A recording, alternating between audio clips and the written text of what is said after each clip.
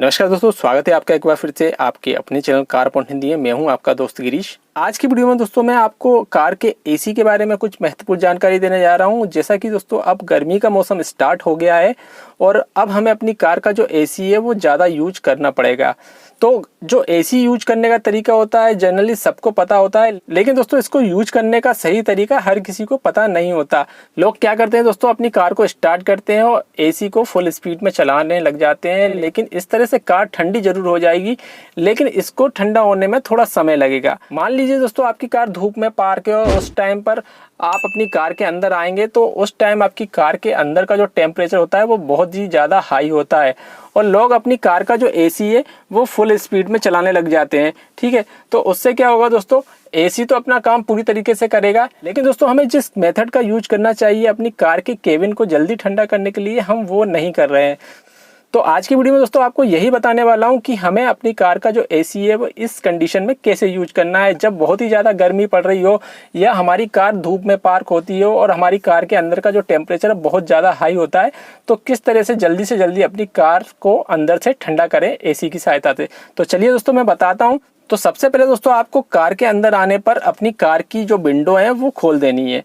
Half window खोल के रखनी है, फ्रंट वाली खोल देना है। आप चाहें तो पीछे की भी खोल सकते हैं, ठीक है, बैक सीट की भी आप विंडो खोल सकते हैं।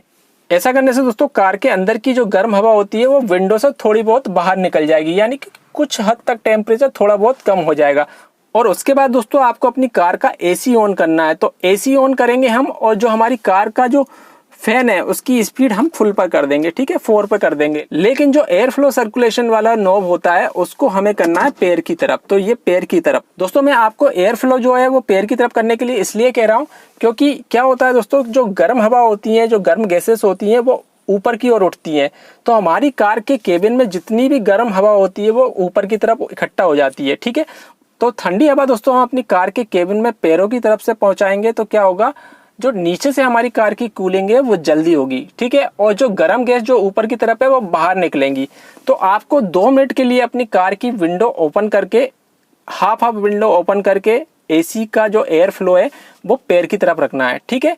उसके 2 मिनट बाद आपको इसको इस तरह से कर देना है। और ध्यान रहे दोस्तों, जो एयर सर्कुलेशन वाला जो स्विच है वो यहाँ पर होना चाहिए, यानी कि दोस्तों जो कार के अंदर की हवा है उसी का यूज हमें करना है अपनी कार को ठंडा करने के लिए, ठीक है। तो इस बात का विशेष ध्यान रखें कि जो हमारी कार का एयर फ्लो है इस तरफ रखें। अगर हम इस तरफ कर देंगे तो कूलिंग तो होगी लेकिन उसमें थोड़ा टाइम लग जाएगा। तो दोस्तों ऐसी सिचुएशन में आपको जो एयर फ्लो है वो 2 मिनट के लिए इस तरफ रखना है।